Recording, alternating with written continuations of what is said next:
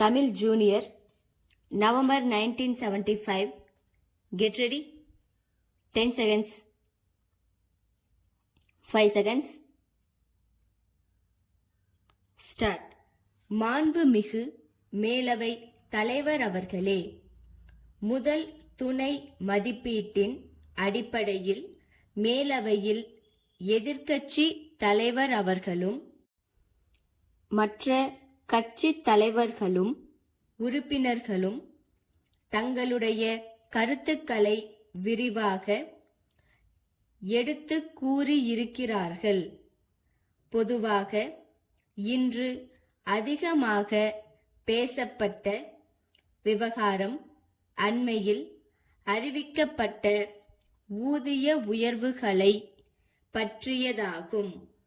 ஏற்கனவே இரண்டாவது சம்பள குழுவின் சார்பில் அறிவிக்கப்பட்ட பரிந்துரைகளையொட்டி ரூபாய் 22 கோடிக்கு மேல் அரசாங்க அலுவலர்களுக்கு அரசு ஊதிய உயர்வு அளித்ததை பற்றியதாகும். இரண்டாவது ஊதிய குழு தன்னுடைய பரிந்துரைகளை செய்ததையும் நாட்டில் அனைவரும் வெகுவாக வரவேற்றதையும் இந்த அவையில் உள்ள மாண்புமிகு உறுப்பினர்கள் நன்றாக அறிவார்கள். அதன் பிறகு சில முரண்பாடுகள் இருக்கின்றன என்றாலும் எடுத்து சொல்லப்பட்ட சில கிளர்ச்சிகள் உருவாகி அதன் தொடர்பாக தனிநபர் குழு ஒன்று அமைக்கப்பட்டு அந்த குழுவின் அறிக்கைகளும் பரிந்துரைகளும் அரசுக்கு தரப்பட்டு அரசாங்கத்தின் சார்பில் அந்த பரிந்துரைகளின் அடிப்படையில் பல்வேறு அலுவலர் சங்கங்களும் அளித்துள்ள மனுக்கள், கோரிக்கைகள் ஆகியவற்றின் அடிப்படையிலும் சில ஊதிய உயர்வுகளை இந்த அவையில் அறிவித்திருக்கின்றேன். இங்கே பேசிய உறுப்பினர்கள் எல்லாம் தனிநபர் குழு சரியாக இயங்கவில்லை என்ற கருத்தையும் இன்னொரு குழு அமைக்க வேண்டும் என்கிற கருத்தையும் வெளிப்படையாக இங்கே சொல்லிவிட்டார்கள்.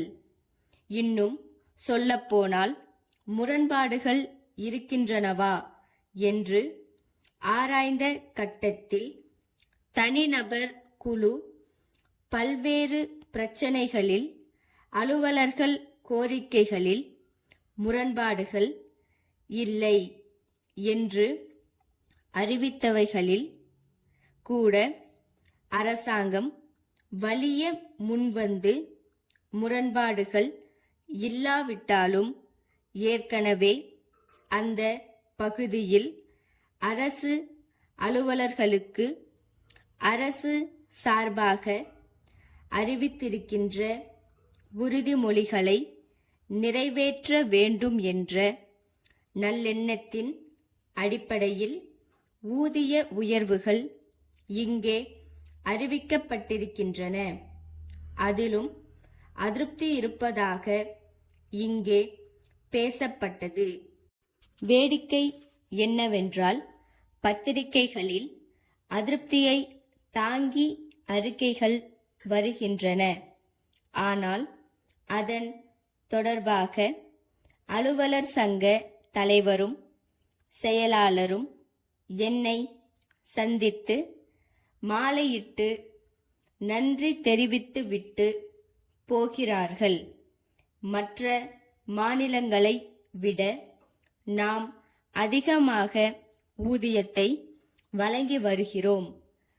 சென்னை தொழில் முன்னேற்ற நிறுவன அபிவிருத்தி அதிகாரியிடமிருந்து பொன்னேரி தொழில் வளர்ச்சி கூட்டுறவு சங்க செயலாளருக்கு எழுதிய கடிதம். அன்புடையீர், தங்கள் கடிதம் கிடைக்கப் பெற்றோம்.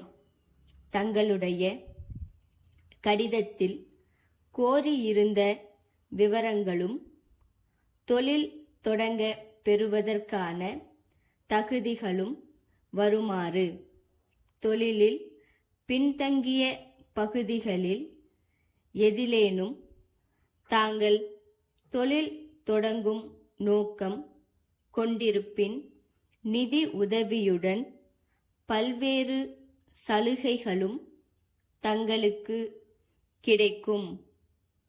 எந்த ஒரு தொழில் திட்டத்திற்கும் நிதி உதவி அளிப்பதற்கு முன்னர் அத்திட்டம் பற்றிய தொழில்நுட்ப வர்த்தக ரீதியான சாத்தியக்கூறுகள் பற்றி எங்களால் மதிப்பீடு செய்யப்படும்.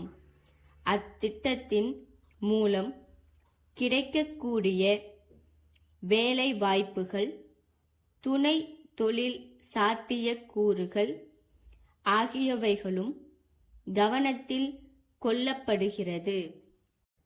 கடன்கள் திருப்பிக் கொடுக்கும் வரை தொழில் நிலையத்தை ஆய்வு செய்ய எங்களுக்கு உரிமை உண்டு. தங்கள் நம்பிக்கையுள்ள ஸ்டாப்.